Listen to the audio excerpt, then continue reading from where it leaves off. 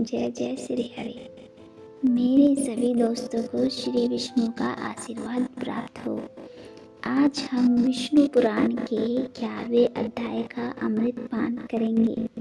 यह अध्याय हमें सिखाता है कि भगवान विष्णु सृष्टि के हर कण में विद्यमान है और उनका हर कार्य सृष्टि के कल्याण के लिए होता है।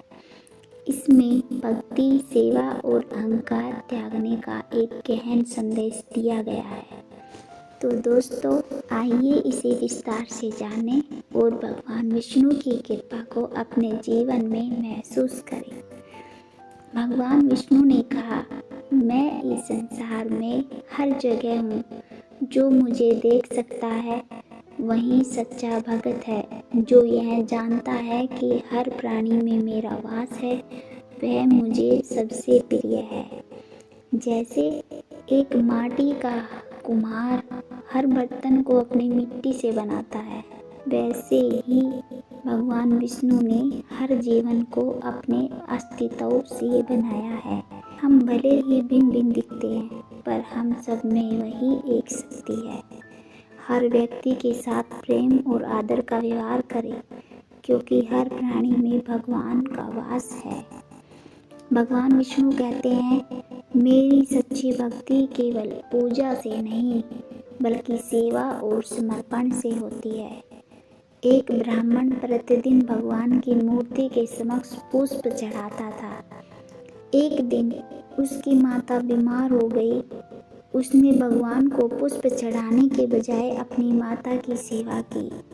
भगवान ने प्रकट होकर कहा, आज तूने मेरी सच्ची पूजा की है।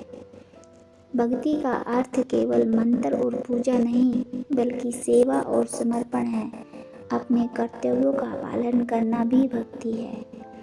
भगवान विष्णु कहते हैं, अहंकार ही मनुष्य का सबसे बड़ा शत्रु है।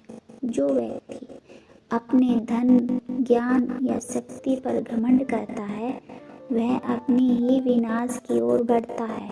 एक राजा को अपनी सेना और धन पर बहुत गर्व था। एक बार एक ऋषि ने उससे कहा, अगर तुम्हारी शक्ति तुम्हारी अपनी है तो समय को रोक कर दिखाओ। राजा समझ गया कि यह सब भगवान विष्णु की कृपा से है। उसने अपने घमंड का त्याग किया और प्रजा की सेवा करने लगा। अहंकार से मनुष्य को कभी सुख नहीं मिलता। विनम्रता ही जीवन को सार्थक बनाती है।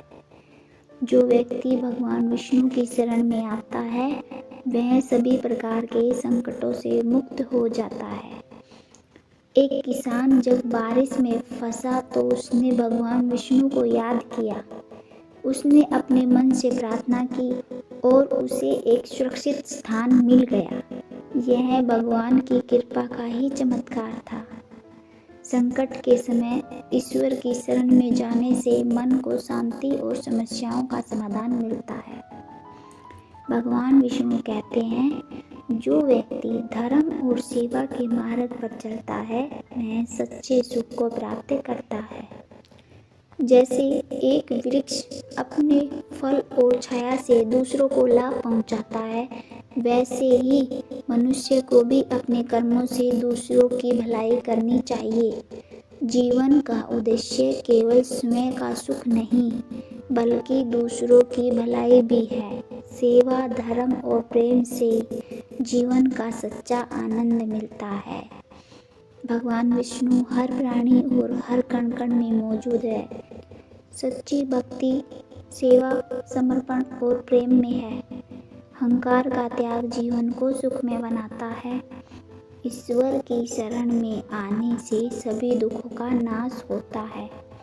धर्म और सेवा का पालन करके जीवन को सार्थक बनाया जा सकता है। दोस्तों, यह अध्याय हमें यह सिखाता है कि भगवान विष्णु सृष्टि के कण कण में विद्यमान है।